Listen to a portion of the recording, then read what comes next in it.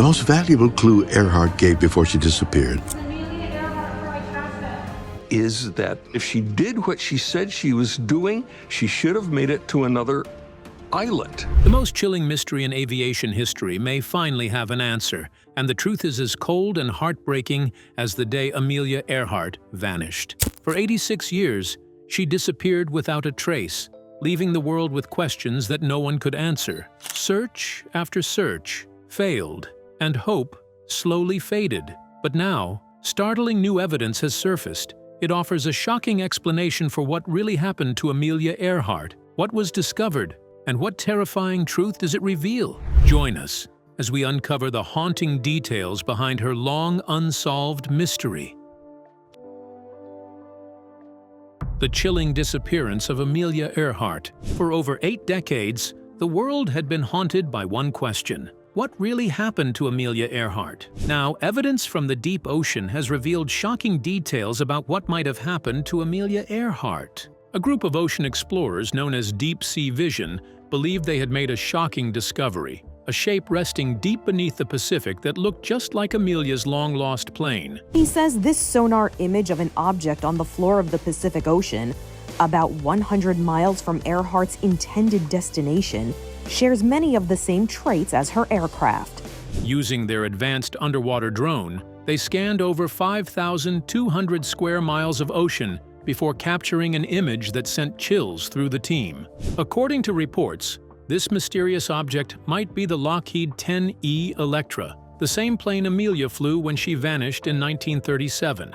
On July 2nd that year, she and her navigator, Fred Noonan, had taken off from Papua New Guinea, hoping to complete their round-the-world flight. But they never reached their next stop, and no one ever heard from them again. Tony Romeo, the leader of Deep Sea Vision and a former U.S. Air Force intelligence officer, explained that he and his 16-person team had spent 90 days scanning an unexplored stretch of ocean west of where Amelia had been expected to land. They used a special drone that could dive for 48 hours at a time, collecting large amounts of sonar data. When they went through the recordings, Tony revealed that the team had come across a sonar image that left them speechless. The object on the ocean floor had a shape that looked like a plane, and not just any plane, but one with 2 tail fins, just like Amelia's. He believed they were finally close to solving the mystery. The team's search had followed a lesser-known theory called the dateline theory. It was developed by Liz Smith,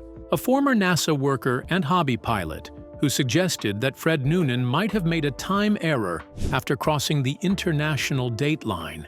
If true, this mistake would have taken them 60 miles off course, too far from Howland Island, where they were meant to land. Tony believed Amelia had likely tried to land the plane carefully on the water. The sonar image seemed to match that idea, showing the wreck resting upright, not broken apart. This means that Amelia and her navigator, Fred, were stranded on a lonely reef, sitting in their broken plane, surrounded by rising water. Though the image wasn't yet solid proof, it was enough to spark interest. Dorothy Cochran, a curator from the Smithsonian's National Air and Space Museum, said her team was intrigued by the evidence and agreed the site deserved another search. Deep Sea Vision planned to return later in the year to explore the spot more closely. They hoped that what they had found wasn't just another clue, but the final piece of the puzzle. If they were right, the silence of the sea might soon give up one of the greatest secrets of the 20th century, the fate of Amelia Earhart. Another group called TIGHAR studied old radio signals from people and stations across the Pacific. They discovered 57 strange messages sent after Amelia's plane went missing. Many are believed to have come from Amelia and Fred. Some of the messages were haunting. A teenage girl in Florida claimed to hear a woman saying, "Water's high and water's knee-deep. Let me out." A woman in Toronto picked up another message, "We have taken in water. We can't hold on much longer." Rick Gillespie, TIGHAR's director, said the messages tell a powerful story. At first, Amelia sounded calm but urgent. A few days later, her tone changed. The focus became water, rising water, too much water. She and Fred were running out of time. The official U.S. Navy report said Amelia and Fred died right after crashing, but the radio messages tell a different story. And there's more. In 1940, bones were found on the island, along with a woman's shoe and a man's shoe. Gillespie and his team are revealing their findings slowly, one step at a time. They believe that when all the pieces are in place, the truth will shock the world. Amelia and Fred didn't vanish without a trace. They were alive, stranded, and calling for help. Now, decades later, their voices may finally be heard. Who is Amelia Earhart? And how did she find herself in this chilling situation that claimed their life? The spark that started the fire. From the beginning, Amelia stood out, not just in her family, but in the world she had no idea she would change someday. Even as a little girl, she had a wild curiosity, a bold heart, and a love for excitement. She wasn't interested in doing what girls were supposed to do. Instead, she chased adventure at every turn. Amelia was the older of two sisters. Her younger sister, Grace, nicknamed Pidge, was quiet and gentle, while Amelia, known as Mealy or Millie, was full of energy and ideas. She loved to lead, and Grace often followed. Their mother, Amy, believed in raising her daughters with freedom rather than forcing them to act like proper young ladies. However, not everyone approved of that lifestyle. Amelia's grandmother didn't approve of her bloomers, but Amelia didn't care. She liked wearing them because they made it easier to run, climb, and play. She didn't mind getting dirty if it meant having fun. From a young age, she showed signs of being an adrenaline junkie. She and Pidge would explore their neighborhood every day, catching bugs, climbing trees, and sledding down hills. Well, it was very interesting to me to fly in southern waters rather than in the north. They even hunted rats with a rifle and collected worms, moths, and toads. Amelia wasn't afraid of doing things that others might have thought were strange for a girl. She simply loved exploring the world around her. One of Amelia's most famous childhood moments happened when she was just 7 years old. After visiting St. Louis and seeing a roller coaster, she built one herself. With help from her uncle, she made a ramp from wooden boards and attached it to the roof of a tool shed. Then she rode down it in a wooden box. She crashed hard. Her lip was bruised, her dress torn. But that didn't ruin the excitement that coursed through her veins. Instead of acting hurt, she jumped up, laughing, and shouted, "It's just like flying!" That moment showed her daring spirit and how much she loved the feeling of freedom and speed. At age 10, Amelia saw her first airplane at a fair in Iowa, but she wasn't impressed. The plane looked like a rusty old machine, and she wasn't interested in flying yet. But the seeds of adventure had already been planted. And little did she know she would eventually find herself in the cockpit of a machine that she initially was indifferent to, flying all over the world. What sparked Amelia's passion, and how did she find herself drawn to the skies, chasing a dream no woman had dared to attempt before? Seeking out an inborn passion. Amelia Earhart was homeschooled by her mother and a governess, and she absolutely loved learning. Her favorite place, the family's big library. Amelia would spend hours curled up with books, feeding her wild imagination and adventurous spirit. In 1909, Amelia joined public school for the first time at age 12. At first, things looked like they were improving. The Earharts moved into a new house and even hired 2 servants. But the happiness didn't last. Amelia's father, Edwin, was struggling with alcoholism. In 1914, he was forced to retire from his job at the railroad. Though he sought treatment, he was never rehired. Not long after, tragedy struck again. Amelia's beloved grandmother died. She had been a strong figure in Amelia's life, and when she passed, everything changed. Her estate was placed in a trust to keep Edwin from spending it, and the grand Otis, home, furniture, and all, was auctioned off. For Amelia, it felt like her childhood had ended overnight. In 1915, Edwin eventually found work in St. Paul, Minnesota, and Amelia enrolled at Central High School. But that job didn't last either, and once again, the family had to start over. This time, Amelia's mother took the girls to Chicago, where they stayed with friends. Even then, Amelia refused to give up on her dreams.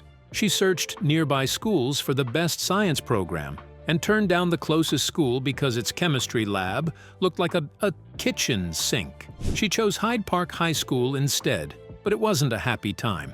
She was quiet, often alone, and described in the yearbook as the girl in brown who walks alone. Still, Amelia never lost her fire. She graduated in 1916 and kept her eyes on the future. Throughout her childhood, she had been cutting out newspaper stories about brave women doing bold things. Women who worked in film, law, engineering, and business, mostly ruled by men. She kept these clippings in a scrapbook like a treasure map, showing her the kind of fearless life she wanted. She later enrolled in junior college in Pennsylvania, but didn't finish.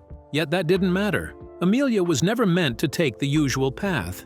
Even when life was hard and uncertain, she kept moving forward, with curiosity in her eyes and the sky in her heart. She wasn't just a girl who liked reading and science. She was a dreamer, a fighter, and a trailblazer in the making. Despite the lemons life threw her way, Amelia continued to make the best of it and always kept her chin up. What was the next phase in Amelia's life like? Discovering a new obsession. During the Christmas break of 1917, Amelia visited her sister Muriel in Toronto, Canada. The First World War was still raging, and wounded soldiers were being brought back from the front lines. Seeing these brave young men broken by war lit a fire in Amelia's heart. She knew she had to help, so she joined the Red Cross and trained to become a nurse's aide. Soon, she worked at Spadina Military Hospital, helping in the kitchen, preparing meals for patients on special diets, and handing out medicine. It was challenging work, but Amelia was proud to support those who had given so much. While working at the hospital, Amelia often listened to the stories of injured military pilots. Their tales of flying high above the clouds fascinated her. Something stirred deep inside her. Flying sounded like freedom, adventure, and purpose, all rolled into one. That spark grew stronger in the years to come.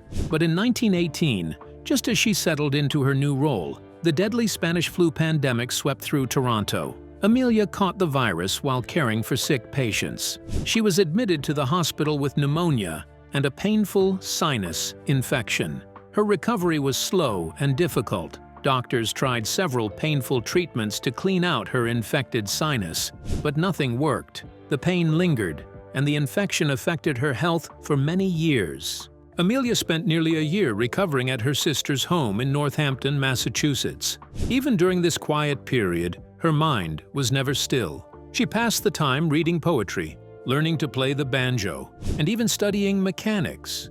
Anything to keep learning and growing. She was determined to come back stronger.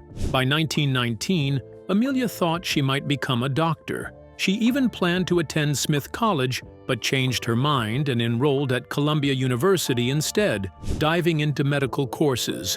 But when her parents reunited in California, she decided to put her studies on hold. Despite the minor setback and health scare, Amelia did not stay down for too long. She had a specific adventure in mind. What was this adventure? Setting a world record. In the early 1920s, Amelia Earhart was already chasing excitement and new challenges. One day, she and a friend went to an airfair during the Canadian National Exhibition in Toronto. While many people were just there to enjoy the show, something bigger clicked for Amelia. She later revealed that the event sparked her deep interest in flying and made her start visiting every air circus she could find. At the fair, a World War I pilot put on a thrilling air show. When he spotted Amelia and her friend standing alone in a field, he aimed his plane directly at them in a daring dive. Exhaust only, the exhaust manifold. I should say I was 3 hours out of Harbor Grace. Most people would have run, but not Amelia. She held her ground and watched, fascinated, as the red plane zoomed by just above her head. Later, she said it felt like the plane was speaking to her, calling her toward the sky. That moment stayed with her forever. Later that year, on December 28, 1920, Amelia and her father went to an aerial meet in Long Beach, California. She asked her dad to help her find out about passenger flights and flying lessons. The very next day, Amelia took a 10-minute flight with Frank Hawks, who would later become a famous air racer. It cost just $10, but the experience was priceless. As soon as the plane lifted off, Amelia knew in her heart that she had to fly. That short trip changed her life. In January 1921, Amelia began taking flying lessons with Nita Snook, one of the few female flight instructors at the time. It cost $500 for 12 hours of instruction, a lot of money back then. So Amelia worked several jobs to save up. She was a photographer, a truck driver, and even a stenographer. With her mother's help, she finally saved $1,000 for lessons. To reach the airfield, Amelia had to take a bus and then walk 4 miles. That didn't bother her. She was determined. Her instructor, Netta, used a plane she had rebuilt from a crash, and Amelia didn't mind. She even cut her hair short to match other women pilots and blend in better. 6 months later, despite Netta's advice, Amelia bought her own plane, a bright yellow Kinner Airster she called the Canary. After her first solo landing, she bought a leather flying coat, but when people teased her because it looked too new, she slept in it and rubbed it with engine oil to make it look used and worn. I cruised inland until I found a suitable pasture. Amelia's bold spirit paid off. On October 22, 1922, she flew the Canary to an altitude of 14,000 feet, a world record for female pilots at the time. Then, on May 16, 1923, she officially became the 16th woman in the U.S. to earn a pilot's license from the Fédération Aéronautique Internationale. Amelia Earhart wasn't just learning to fly, she was also paving the way for women to rise higher than ever before. However, setting a world record was just the beginning.